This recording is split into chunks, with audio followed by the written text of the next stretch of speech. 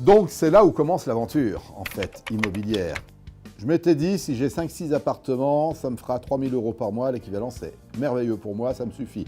Je gagnais 650 € de retraite, vous imaginez, 3 mois, 3 000, c'est 5 fois plus. Donc j'ai fait toutes les agences immobilières du secteur et j'ai commencé à prospecter en permanence.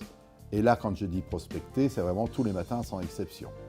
Là encore, la brigade des sapeurs-pompiers de Paris m'a aidé à tout structurer, avoir de la discipline, se lever tôt, rigueur, prospection, aller rencontrer les banques, passer les coups de fil, aller jusqu'au bout des choses. Quand j'ai commencé dans l'investissement immobilier, comme je vous l'ai dit, mon but était d'avoir à peu près 6 appartements.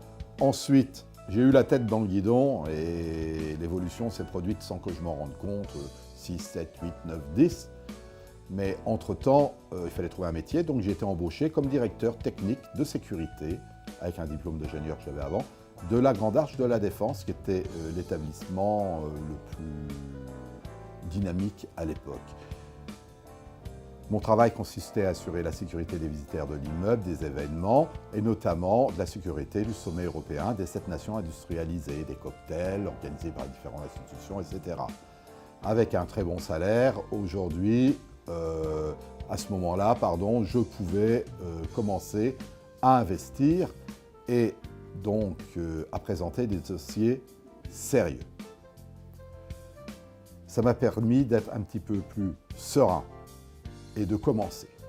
Je manquais cruellement de temps, je n'avais pas le temps de trop prospecter et donc il a fallu que j'organise mon temps.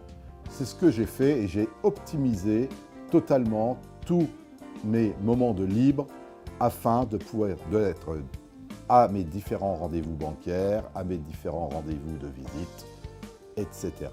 Et ça a fonctionné gentiment jusqu'au jour où je me suis aperçu que j'avais un gros problème.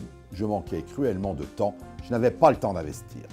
Ce nouveau métier me demandait un travail énorme, beaucoup de responsabilités. Tous les matins très tôt, j'étais déjà sur mon lieu de travail. Des réceptions étaient organisées tous les jours. J'avais l'obligation d'assister à tous les cocktails. Ce n'était pas un travail fatigant, mais qui demandait beaucoup de temps et qui m'empêchait d'avancer. J'ai donc décidé de changer de métier et quelques mois plus tard, je devenais gardien de parking à Levallois, divisant par 3 mon salaire, mais multipliant par 10 mon temps de libre.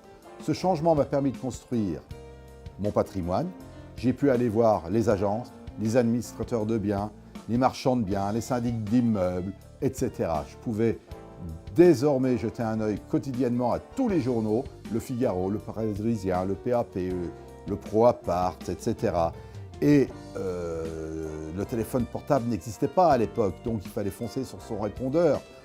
C'était compliqué, il fallait aller voir les agents immobiliers, il fallait trouver des solutions de rémunération supplémentaires pour eux, de façon qu'ils me proposent en premier les biens qu'ils avaient. Donc j'ai mis au point toute une structure que j'ai initiée, que j'ai réglementée rien que pour moi et qui a bien fonctionné.